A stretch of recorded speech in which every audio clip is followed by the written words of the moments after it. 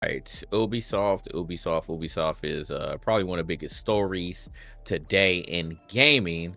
But news has just hit, and it actually, I feel like this was very sudden, but that definitely gives me the idea that with all the news that we have been reporting over the months with Ubisoft and talks with other companies, Tencent was the biggest and most notable name that was talked about with the Ubisoft CEOs, potentially thinking about shopping the whole brand of Ubisoft off to someone else.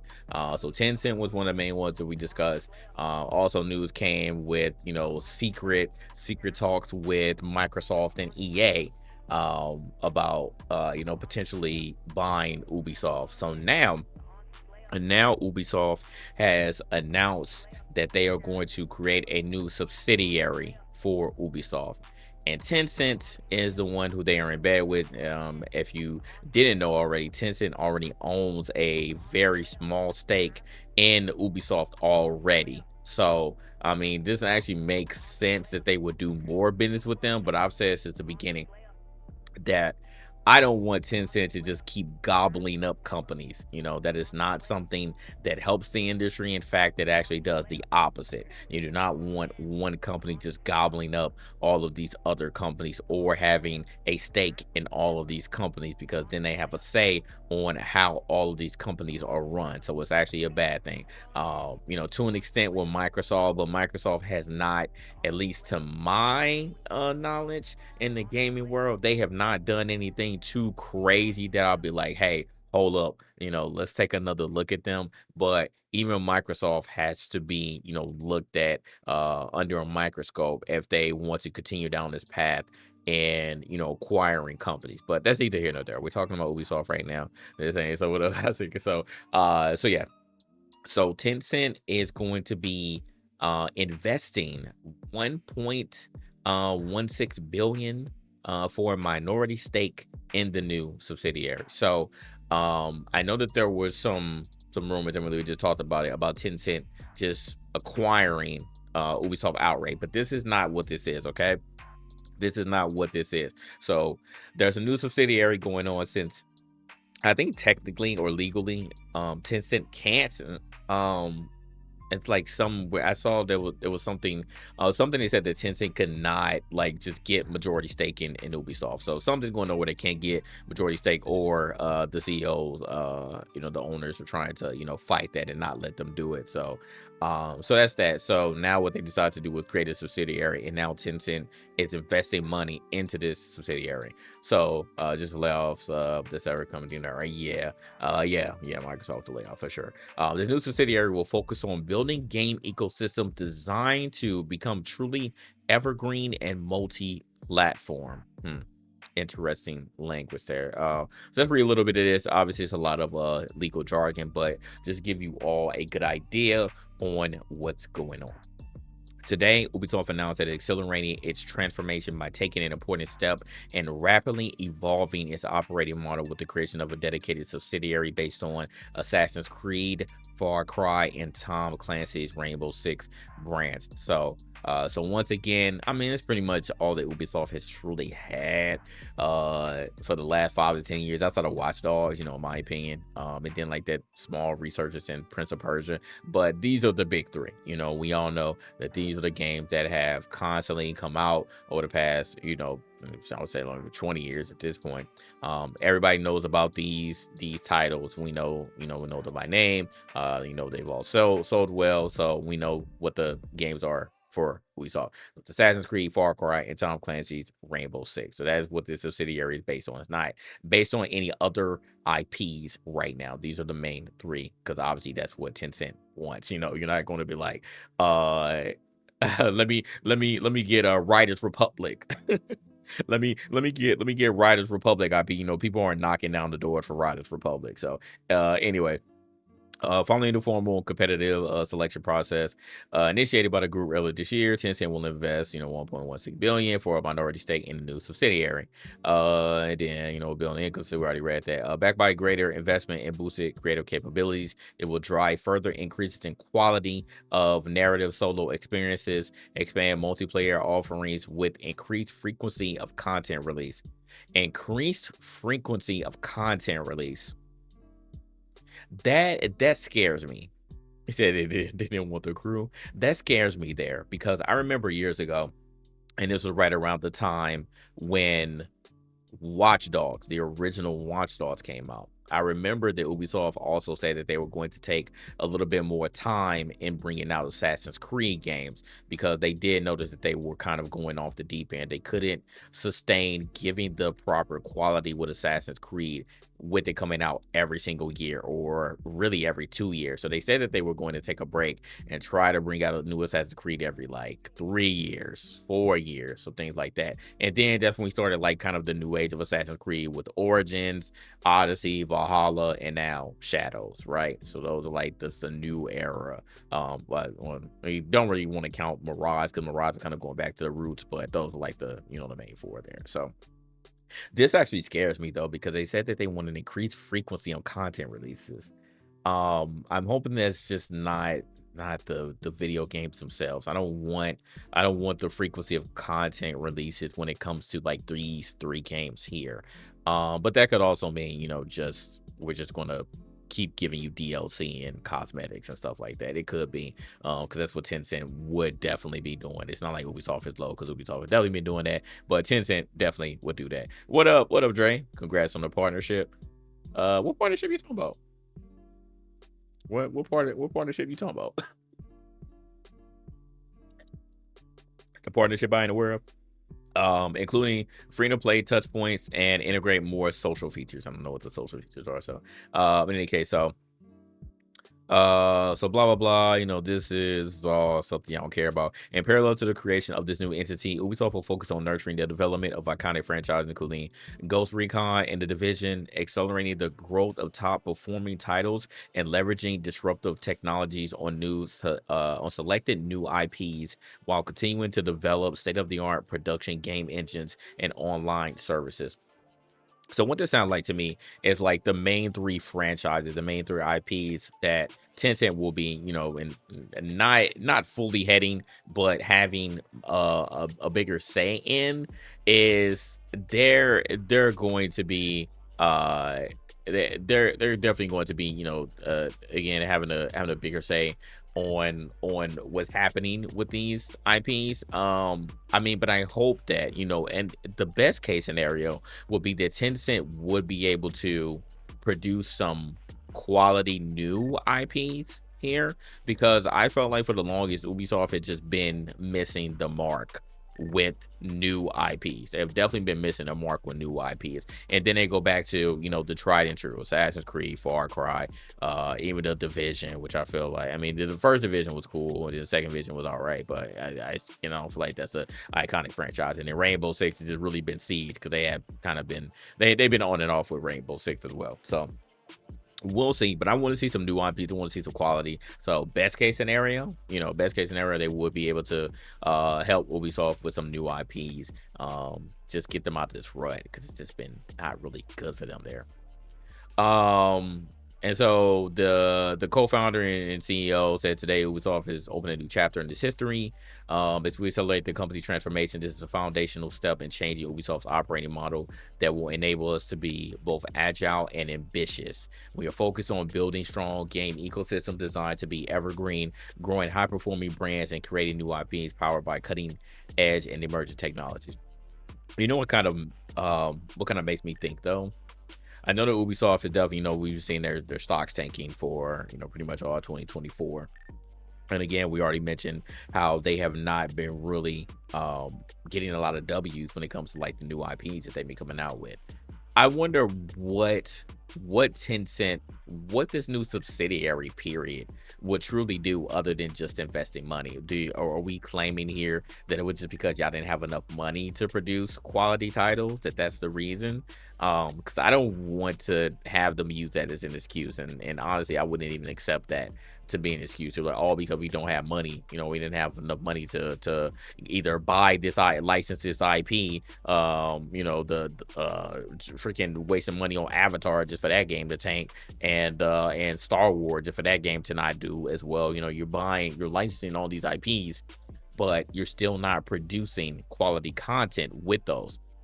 So, I don't think that Tencent investing more money is necessarily going to help you all create new IPs, and I don't think that it will help you. I don't think that it'll help you bolster or evolve upon the big three franchises that you already have. I don't think that that's the case there. I just think that you all have lost your way, and I don't think any amount of money is really going to solve that.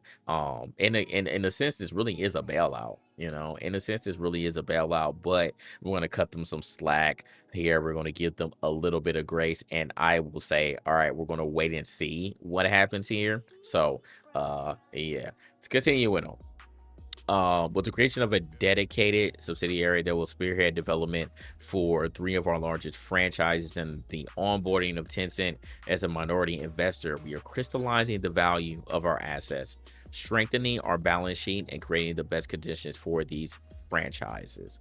Long-term growth and success. With this dedicated and autonomous leadership team, it will focus on transforming these three brands into unique ecosystems. So again, we're using all these words, but what does it truly mean for gamers? What does it truly mean for these three franchises? What are you going to do? If I was an anti-woke person, I know what they would ask. Oh, well, are you going to eliminate all of the people that injected DEI and wokeness into your video games? Are all of those going to go away now that Tencent has a minority stake, but it's a significant stake here that they can actually make some decisions? um Guillemot concluded, we're committed to building a sharper, more focused organization, one where talented teams will take our brands to the next level, accelerate the growth of emerging franchises, and lead innovation in next generation technology and services, all with the goal of delivering enriching, memorable games that exceed players' expectations. Interesting. Exceed players' expectation and create superior value for our shareholders. You got to create that value. You got to get that ROI for our shareholders and other stakeholders. Okay. Blah, blah, blah. I don't care about what Tencent said here. All right. So some of the details, which I do want to kind of read up on this because a lot of people are confused or just didn't read this.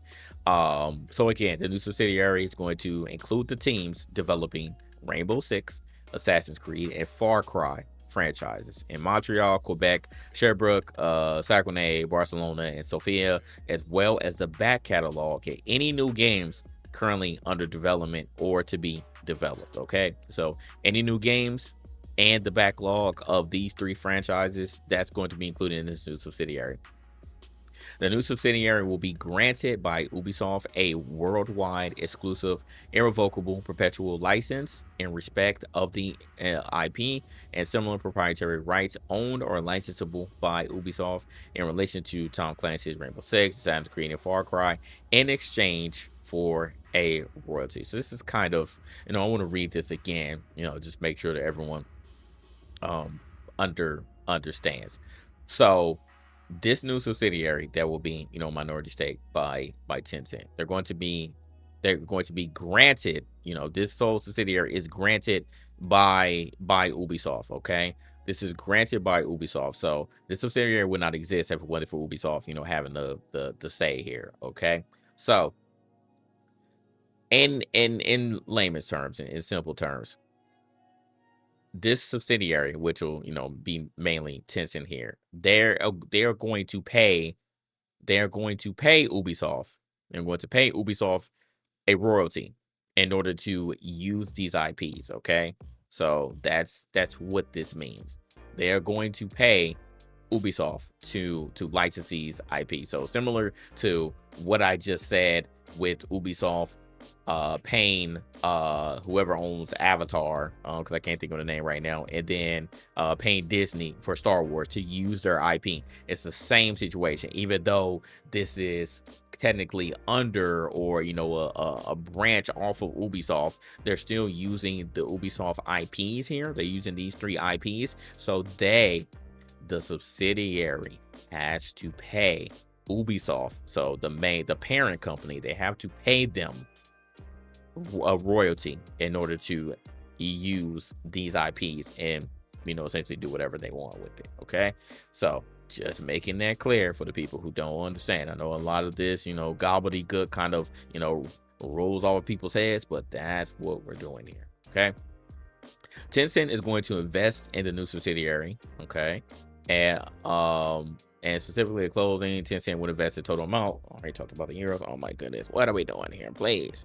All right, so blah blah. You don't care about this. I'm not reading that, but that's really the main thing, because Tencent would benefit from customary minority protection, yeah, and that stuff. So that's the main thing. It's not really anything else here. That's the main thing that I want to mention, though, because I've seen some people who just can't read or can't comprehend. They're like, oh, Ubisoft has to pay Tencent or this subsidiary for it. No, it's the other way around. It's the other way around. So that's that. So going back to what you said, High Seeker, I'm hoping again, I'm trying to be optimistic about this. I hope that with this subsidiary, with this whole thing branching off, that this will create more jobs and not have people get laid off. That's what I'm hoping. But again, in our economy, especially in the video game industry, we see more layoffs than we see people getting hired. So it's a long shot. It's a long shot. I'm not going to lie. It's definitely a long shot. But I'm hoping that if they are trying to, because again, they could just say whatever they want and then not deliver.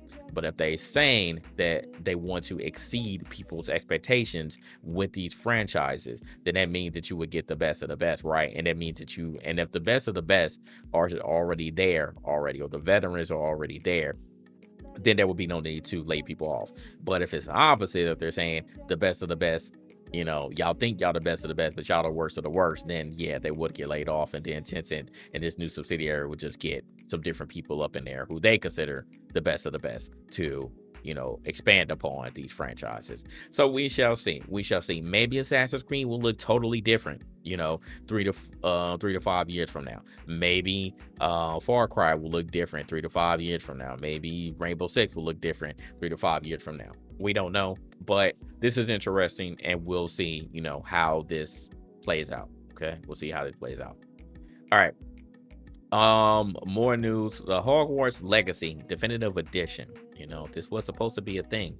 Again, we talk about 2 companies here, and usually it's never good news. One is Warner Brothers, the other is Ubisoft. We're gonna talk about both of them tonight.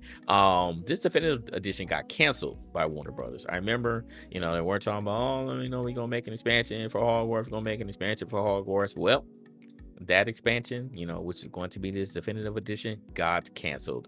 Go figure, because they're shutting down all the studios anyway. We already talked about that. So this is not surprising to me at all, even though Hogwarts was technically there. Everybody kept talking about Assassin's Creed Shadows being, that franchise that was going to save them. But Hogwarts was supposed to be that game that's going to say Warner Brothers games, but ultimately it still did not, because they just kept having L after L after L after L, and then they had to, shut down the studios. So according to a new report from Jason Schreier, the Definitive Edition and DLC's cancellation comes as part of an ongoing restructure. So again, we've heard that word so many times. Restructure, restructure, restructure. It means literally nothing to me. Y'all keep saying y'all are going to restructure, and that just simply means that you're going to lay people off and then take all the profits from those salaries that you no longer have to pay and put it in your own pocket. So to continue, the project was officially canceled this week. Oh, this was so recent. Okay, the project was officially canceled this week. This is true, by the way, due to concern that the amount of content was not substantial enough to justify the price being considered. Oh, look at that. Do they have a heart? Is that what I'm reading here? Did Warner Brothers have a heart? And they're like, hey, whatever content that was going to be in this Definitive Edition is not worth that $70 price tag. I wonder. Okay. It was to continue. In addition to the definitive addition to the game, the DLC was expected to be available separately for those who already own the base game, which would be me. With no extra content now playing for Hogwarts, the studio seems to be moving forward, focusing on the eventual sequel. I mean, yeah, I guess we could turn that to a good thing if they're still going to make it. Again, who knows? Warner Brothers might not be able to complete this, the sequel to Hogwarts. Who knows? So, we'll see. And they say it's a very big priority, of course, because again, that's the only thing that's making out money nowadays. So yeah, the sequel would definitely be important. So, we'll see. We'll see. But that's interesting, that it got canceled well, if this is true, and again, to be canceled this week. So that's very, very recent to just make that decision. All right. More news. I did not actually watch it, but Nintendo had another direct today. They had another direct today, and we finally have news, some more news on Metroid Prime 4. I know that we talked about this on the podcast, but we did not. It was multiple people that did not think that Metroid Prime 4 was going to come out this year. But we have another trailer and we have a date. So let's watch it real quick because I have not seen it yet.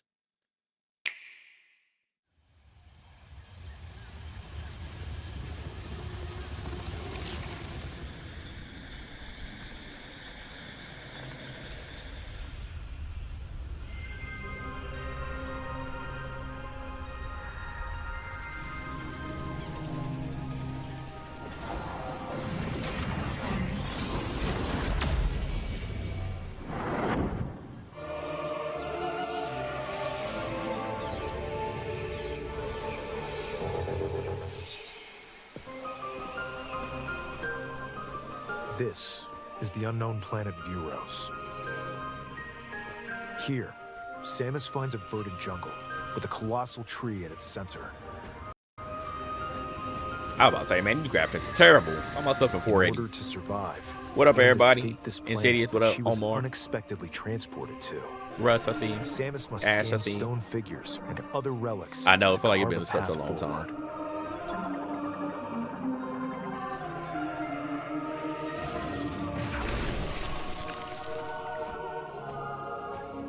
She's not alone, though.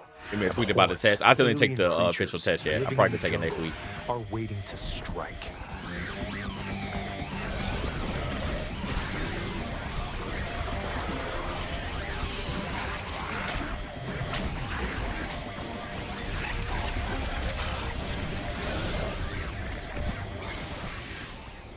All right, this might be a hot take. This might be a hot take. Roll with me for a second. For how long did we been waiting on Metroid Prime 4? Honestly, this gameplay looks a little bit underwhelming. I said, what up, Siggy Fake Streamer? When did the last Metro come out? That's a great question. We can look that up in a second, let y'all know in the chat. But this gameplay looks slightly underwhelming. I'm not saying that I'm not going to play it. What up, Mel? I'm not saying that I'm not going to play it. But that looked a little bit underwhelming. As she explores the planet, Samus is granted mysterious and ancient powers. Psychic abilities. She has psychic abilities. Okay. These powers allow Samus to operate mechanisms. And Oh, open puzzles. doors. Okay, puzzles. They also allow her to control the trajectory of her beams with the power of her mind. But why were these powers bestowed upon Samus?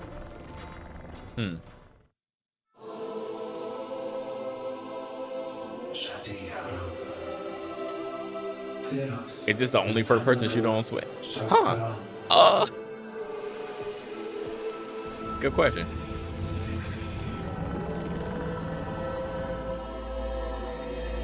And what will be her fate after First being person? summoned to I mean, first party, first person shooter? Threads intertwining Maybe. beyond space and time are beginning to weave a new tale. لكن تقال عشرية intentina kalanji.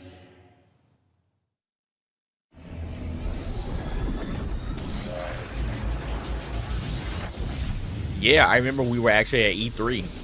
I remember we were at E3 when Prime 4 got announced, and we were like, "Oh, when are we gonna see it?" And then we just heard nothing. That was back in the days when we were doing it. Yeah, I remember we doing like the sad Nintendo news.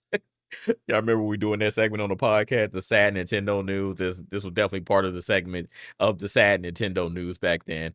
And then finally, again, 7 years later, 8 years later, at this point, then we finally, get some more news, and add some actual gameplay about Metroid Prime 4. Like I said, man, I was excited about the announcement, but honestly, I think I was more excited about the announcement than the gameplay that I saw there. Um, Again, this Nintendo, it doesn't matter what I say. People have been waiting for this for a while now, so they're gonna play it regardless, and I'm not gonna lie, I'm gonna play it, but it just I don't know, it looked like it's dated. It looks like it's dated, and it's just gonna be tough for me, man. It's gonna be tough for me to be, super excited about it when it finally drops. So there's still no date yet, but at least we got confirmation that it is coming out this year. So definitely going to be most likely a Switch 2 title. It's probably gonna be one of those situations where it's gonna be a flagship title, come out whenever the Switch 2 comes out. Which, speaking of the Switch 2, we have the playtest going on. I think starting next week or starting April. Yeah, starting next week.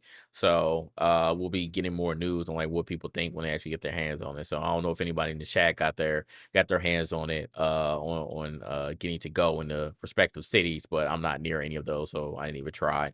But if anybody is going in the chat, then that would be exciting for you to get to try out this Switch too. But we'll see, man. We'll see. Pokemon got announced. I'm not gonna watch that. I don't really care about Pokemon. This was interesting though. The virtual game card. When I sat here, I looked at this. I said, "Oh, Nintendo's being complicated again with this virtual game card stuff." But then I saw that you can, essentially share these virtual game cards not only between Switches, but with somebody else's Switch who's like in your quote unquote family. So I think that's cool. You can essentially like loan out, kind of like you're like a mini blockbuster. You can loan out your virtual game cards to other people to play. You can only do one at a time, of course, because again, it's like a blockbuster rental only. Well, even though you can do more than one back then, but let's for the sake of the argument, let's just say you can only rent out one at a time. So I think that's cool. I think that's cool. And you can also do this between the Switch and the Switch 2. So that's good. That's good. I appreciate that. Actually, I have not seen the trailer already, but I did see this. I got this in my email cuz Dotemu made this, but I want to see what this is about, man. I love my beat 'em ups. I love my beat 'em ups. And I say Mark, the original X-Men beat 'em up. Oh my goodness.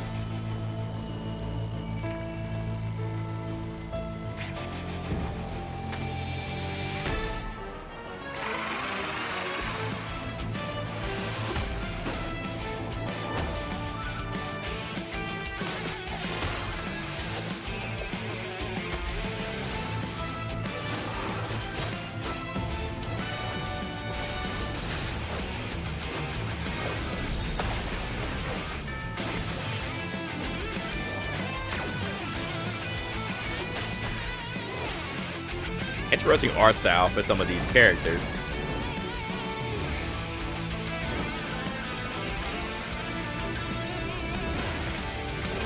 Okay, there's you got gameplay. Nova, Wolverine, Storm, Cap, Fighting.